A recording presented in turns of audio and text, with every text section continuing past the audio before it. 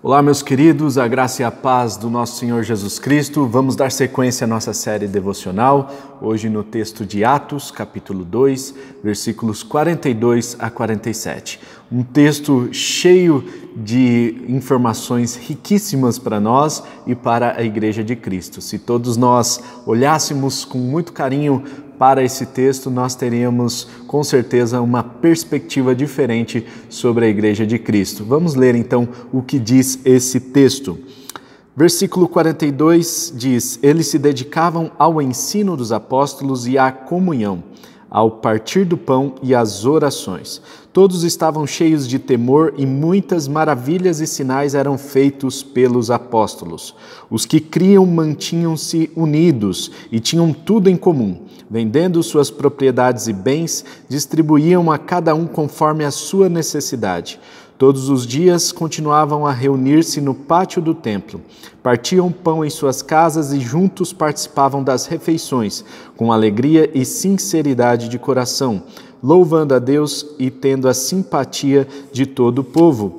E o Senhor lhes acrescentava diariamente os que iam sendo salvos. Meus irmãos, nós bem sabemos que nenhuma igreja é perfeita. Aliás, se você descobrir a igreja perfeita aqui na Terra, eu quero te dar uma dica: não entre nela, pois você vai estragar essa igreja.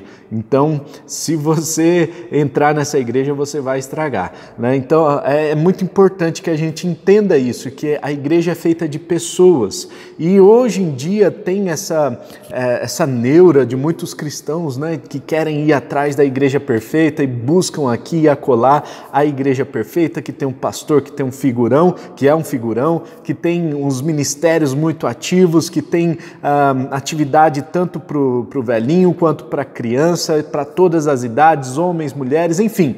Nosso desejo é sempre buscar a melhor igreja, a igreja que já está estruturada ali. E quando nós olhamos para o texto bíblico, nós vemos aqui que tem elementos importantes que a gente precisa olhar numa igreja. Primeira coisa que nós precisamos entender é que aqui no livro de Atos, Lucas não quis dar uma imagem da igreja perfeita. A igreja antiga também não era uma igreja perfeita.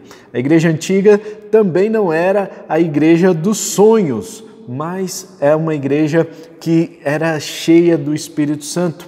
Nós percebemos que logo depois que eles receberam o Espírito Santo, então essa igreja passou por um crescimento vertiginoso, mais de 3.000 pessoas foram acrescentadas naquela pregação de Pedro, e nós vemos aqui o poder do Espírito Santo atuando na vida da igreja. E, portanto, essa igreja aqui não serve de modelo para nós, no sentido de que nós devemos copiar esses elementos que a igreja antiga possuía, mas serve de modelo para sermos sim e buscarmos sermos uma igreja cheia do Espírito Santo. Uma igreja cheia do Espírito Santo, ela manifesta aqui pelo menos 10 itens que eu consegui achar nesse texto, né? Eu acredito que tem mais. Tem alguns aqui que na leitura até a gente passa despercebido, mas eu levantei aqui pelo menos 10 itens que aquela igreja que é cheia do Espírito Santo, ela vai manifestar. Primeiro item é didaquê, né? Didaquê é a palavra grega para ensino dos apóstolos. Então, esse ensino dos apóstolos a Bíblia diz aqui que eles se dedicavam ao ensino dos apóstolos, ou em outras versões, eles perseveravam no ensino dos apóstolos. Eles aprenderam dos apóstolos todos os ensinamentos para si, então eles tinham ali um momento para aprendizado, um momento para a escola bíblica, um momento em que eles compartilhavam o ensino que os apóstolos receberam do próprio Cristo, né? Então, vamos fazer aqui um adendo, né? Eles receberam o ensino do próprio Cristo e eles compartilhavam esse ensino, então, para a Igreja de Cristo. Esse ensino ficou conhecido como didaquê, né? Esse didaquê, existe até um documento produzido pelos próprios apóstolos, um documento que ele se tornou apócrifo, né? Não é um documento inspirado por Deus, mas é um documento que contribui muito para a prática da igreja. Esse documento, se você procurar aí na internet, tem fácil, viu? Então, esse documento, ele está à disposição aí, traduzido já para o português, né? E ele ajudava no dia a dia da igreja. O Didaquê, então, seria o ensino dos apóstolos. Como que nós podemos traduzir para os nossos dias de hoje? A igreja cheia do Espírito Santo é aquela igreja que olha para a palavra de Deus, que traz ensino da sã doutrina, é uma igreja que prega a palavra de Deus corretamente, sem meias palavras, sem colocar panos quentes, sem esconder a verdade. Toda a verdade precisa ser dita, prega a palavra integralmente a todas as pessoas. Isso é muito necessário e nós precisamos entender que a igreja cheia do Espírito Santo é a igreja que prega a verdade, uma igreja que manifesta o Espírito Santo, né? É uma igreja que tem um bom ensino da palavra de Deus. Segundo elemento aqui dessa igreja cheia do Espírito Santo é a koinonia. Diz ainda no versículo 42 que eles perseveravam no ensino dos apóstolos e a comunhão. Então eles persistiam, eles se dedicavam à comunhão, eles tinham uma comunhão muito forte. E o que vem a ser essa comunhão, essa palavra koinonia? Koinonia é muito mais do que ter um relacionamento superficial entre os irmãos. Eles tinham um relacionamento de profundidade, de modo que nós vemos aqui mais para frente, eles partilhavam as coisas, eles vendiam todas as coisas, eles não tinham nada o que eles diziam assim, isso é meu e você não pode tocar. Então eles partilhavam tudo que eram do seu próprio, né, das suas coisas mais íntimas, eles partilhavam uns com os outros. E isso é comunhão, isso é viver de forma a partilhar as coisas que estão mais escondidas dentro do seu coração, de forma que um vai ajudando o outro, um vai contribuindo na caminhada do outro e todos vão crescendo de forma mais igualitária. Nós temos aqui o terceiro elemento de uma igreja cheia do Espírito Santo, um terceiro elemento manifesto aqui numa igreja cheia do Espírito Santo, que é o partir do pão. Isso é muito interessante porque as igrejas que possuem uma comunhão muito forte entre os irmãos, elas valorizam as celebrações, as comemorações e sempre tem um partir do pão, sempre tem uma comidinha ali, sempre tem uma comunhão em volta da mesa. Isso é muito importante porque quando nós abrimos a nossa boca para ingerir o alimento, nós estamos abrindo a nossa boca também para falar aquilo que está dentro do nosso coração. Ao redor da mesa, a gente consegue ter um ambiente descontraído e ali abrir os nossos corações. Então, a comunhão, ela redunda também, né, em partir do pão, mas é o terceiro elemento aí de uma igreja cheia do Espírito Santo. O quarto elemento é a oração. Uma igreja que é cheia do Espírito Santo, ela ora muito. É uma igreja que busca a presença de Deus. Nós vemos aqui o Pentecoste acontecendo com aquelas 120 pessoas que estavam reunidas e eles estavam orando, eles estavam buscando a Deus. Eles não estavam apenas ali assistindo Netflix, eles estavam orando, eles se dedicavam à oração. E isso é muito importante, meus irmãos, porque tem muito crente, muito cristão que não ora. Muitas pessoas acham que estão praticando a oração, né, e simplesmente vão vivendo a vida aí e empurrando com a barriga, né? Mas quando elas têm essa experiência de parar e realmente dedicar um tempo para conversar com Deus, para alinhar os pensamentos com os pensamentos de Deus, então faz muito sentido, tudo muda, né? E uma igreja cheia do Espírito Santo é uma igreja que ora verdadeiramente, é uma igreja que paga o preço em oração. Nós vemos coisas, milagres acontecendo, muitos sinais e maravilhas acontecendo quando nós pagamos o preço em oração. As coisas são transformadas quando nós oramos e este é o quinto elemento aqui manifesto de uma igreja cheia do Espírito Santo. São os milagres, os sinais, os prodígios, as coisas vão acontecer, os milagres acontecerão quando nós pagarmos o preço em oração. uma vez eu estava conversando com um pastor sobre os milagres e curas e libertações que acontecem em algumas igrejas e não em outras. E aí a gente estava conversando sobre esse assunto e ele falou assim, puxa, se nós nos entregássemos à oração e ao jejum, esses milagres também aconteceriam aqui no nosso meio. E aquilo mexeu comigo e ficou gravado na minha mente.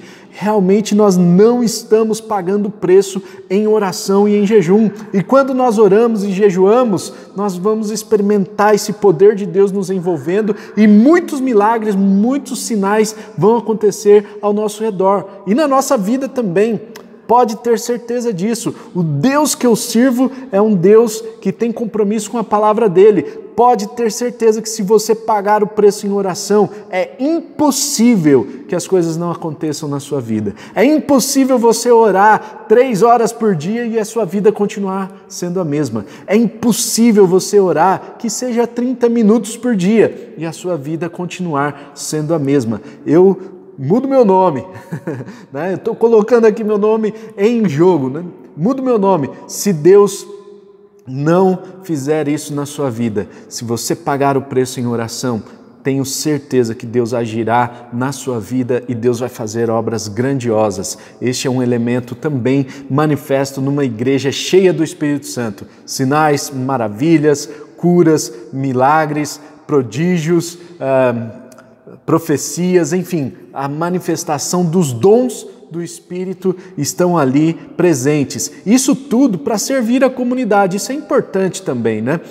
Esses dons, esses milagres acontecem para a glória de Deus e para servir também a comunidade. Tudo o que acontece no ambiente espiritual e sobrenatural, nós precisamos entender que é para a glória de Deus e é também para servir a comunidade, servir as pessoas. Bom, no versículo 44 diz que os que criam mantinham-se unidos e tinham tudo em comum. Então essa união que eles tinham, além da comunhão, eles tinham uma união muito forte, uma unidade. Era um purê de batatas ali, como se fosse esse purê, né? Você amassa todas as batatas ali e depois não tem mais como separar. Então, ao olharmos para a igreja de Cristo, nós precisamos olhar para essa igreja e perceber nas pessoas essa dificuldade em separar. Tem muita gente que vive uma dicotomia, né? Então vive 2 vidas. A pessoa é uma na igreja e outra pessoa e é outra fora da igreja. E essa esquizofrenia gospel aí que muitos crentes vivem, isso é complicado, né? Então aqui nós vemos que o Espírito Santo ele atua numa igreja que é cheia do Espírito Santo, né? O Espírito Santo vai atuar manifestando essa unidade, de forma que a gente vai olhar para a pessoa e a gente vai ver a igreja como um todo. A gente vai olhar para a pessoa, seja no trabalho, seja na escola, seja na família, seja na rua, no comércio, aonde quer que esteja, nós vamos olhar para essa pessoa e nós vamos ver a igreja ali manifesta. É este o grande segredo de uma igreja cheia do Espírito Santo. Nós somos a representação viva dessa igreja, da igreja de Cristo. E se nós somos cheios do Espírito Santo, então nós vamos manifestar essa unidade com todo o corpo. Ao olhar para mim, vocês não estarão vendo o Paulo, mas estarão vendo o corpo de Cristo. Porque eu sou uma representação do corpo e essa unidade faz com que a gente se torne um átomo, né? Algo inseparável, algo que não dá para separar, tá certo? Então essa unidade é muito importante que o corpo de Cristo tenha, é muito importante que a igreja cheia do Espírito Santo também manifeste. Em 7º lugar tem aqui no versículo 45, dizendo que vendendo suas propriedades distribuíam a cada um conforme as suas necessidades. Meus irmãos, era uma igreja que trazia provisão para aqueles que eram menos favorecidos. Era uma igreja que olhava para as pessoas que que tinham menos posses, né? Então era uma igreja que repartia seus bens, era uma igreja generosa. Aqui, meus irmãos, não tem em nenhum lugar dizendo que eles viviam uma espécie de comunismo, não era um socialismo aqui que eles estavam vivendo. Algumas pessoas voluntariamente vendiam as suas propriedades e entregavam esses recursos nas mãos dos apóstolos para que os apóstolos distribuíssem para as pessoas que tinham mais necessidade. E, portanto, muitas pessoas passaram a seguir o Evangelho por causa deste amparo que a igreja fornecia. E a igreja é chamada também, meus irmãos, não apenas para levar a salvação, mas para levar o pão, né? Não apenas o pão eterno, mas também o pão terreno, para que as pessoas sejam amparadas, para aqueles que estão desfavorecidos sejam de alguma forma alcançados também. O oitavo elemento aqui é que eles se reuniam todos os dias. No versículo 46 diz que eles se reuniam todos os dias. E tem gente que reclama de um culto por domingo apenas, né? Mas vamos lá, meus irmãos, não é essa a questão aqui. A questão toda é que eles encontravam prazer em reunir-se nas casas e no templo. Então eles tinham vários modelos de culto, vamos dizer assim, e eles adoravam a Deus tanto nas casas quanto no templo.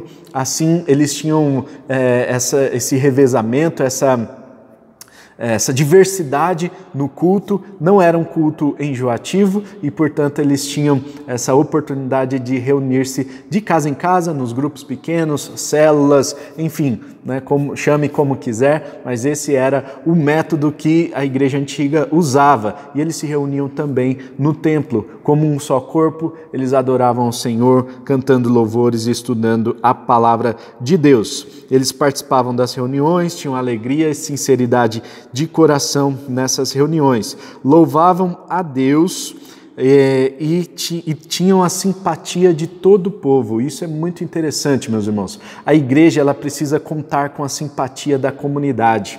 A igreja precisa fazer a diferença na comunidade de forma que a comunidade reconheça a importância dessa igreja ali naquela comunidade. Caso contrário, essa igreja ela está avessa às responsabilidades, ao chamado daquela comunidade. Então, a comunidade precisa reconhecer aquela igreja como uma igreja que faz a diferença no lugar onde ela está. Se essa igreja não conta com a simpatia dos vizinhos, tem problema aí. Cristo não está sendo glorificado. Se tem gente que odeia morar ao lado de uma igreja, seja por causa do barulho, seja por causa da confusão que está causando, seja por qualquer motivo que for, essa igreja não está sendo sal e luz, não está sendo a igreja de Cristo, não é uma igreja cheia do Espírito Santo. Essa igreja precisa contar com a simpatia de todo o povo. Isso é importante, meus irmãos. Esse testemunho da igreja é muito importante, o testemunho na comunidade. Amém? E por último, o 10º elemento aqui de uma igreja cheia do Espírito Santo é que o Senhor acrescenta diariamente os que iam sendo salvos. Então, o Senhor vai acrescentar naquela igreja que é cheia do Espírito Santo. Uma igreja saudável, ela cresce naturalmente. Não precisa fazer isso ou aquilo, mas aquela igreja que é saudável, ela vai crescer naturalmente, porque o Senhor vai mandar as pessoas, o Senhor vai mandar diariamente aqueles que vão sendo salvos, aqueles que vão tendo um encontro com Jesus. Deus vai direcionando para aquela igreja que é saudável, aquela igreja que prega verdadeiramente a palavra de Deus, aquela igreja que manifesta pelo menos esses 10 itens aqui, né? E é a igreja que é cheia do Espírito Santo. Amém? Que eu e você sejamos uma igreja cheia do Espírito Santo, que as pessoas ao olharem para nós, não veja eu, não veja você, mas veja o corpo de Cristo unido, não veja apenas uma pessoa, mas veja a unidade do corpo e representada ali na sua pessoa. Nós somos cristãos e precisamos assumir essa identidade diante de toda a sociedade e todos verão que Cristo é glorificado nas nossas vidas, que o nosso testemunho seja um testemunho que glorifique ao Senhor. Vamos orar? Pai Celestial, muito obrigado por este estudo, obrigado a Deus porque o Senhor nos dá essa oportunidade de estudarmos a Palavra de Deus, de nos aprofundarmos nos textos bíblicos e que assim nós possamos refletir um pouco mais sobre a sua igreja, sobre as nossas vidas também, que assim, ó Deus, nós possamos ser edificados pelo estudo da sua palavra, que cresçamos no conhecimento de Ti, ó Deus, e que a cada dia o Senhor ministre ao nosso coração, trazendo a transformação que nós precisamos para que nós possamos ser cristãos fiéis neste mundo, para que possamos levar a mensagem de salvação a todas as pessoas. Deus, que em nome de Jesus o Senhor nos ensine no dia de hoje a sermos verdadeiros cristãos, a sermos pessoas cheias do Espírito Santo, queremos buscar essa plenitude do Espírito Santo, queremos, ó Deus, ser cheios do Teu poder, da autoridade do Teu Espírito Santo, que o Senhor, ó Deus, manifeste os Seus dons nas nossas vidas, que o Senhor manifeste, ó Deus, o Teu Santo Espírito de forma grandiosa. Pai, nós nos dispomos nas Tuas mãos, nós queremos colocar as nossas vidas mais uma vez diante do Senhor e olhar, ó Deus, para esse texto como um modelo para que a gente possa realmente olhar para nós e buscar a transformação interna que nós precisamos para as nossas vidas e para as nossas respectivas igrejas, Pai. Que o Senhor nos abençoe no dia de hoje, em nome de Jesus. Amém e amém. Amém? Não se esqueça de compartilhar esse vídeo com outras pessoas para que nós possamos formar aqui um exército de pessoas que leem a palavra de Deus e estudam a palavra de Deus diariamente, tá bom? Deus abençoe, até amanhã no próximo vídeo e tchau.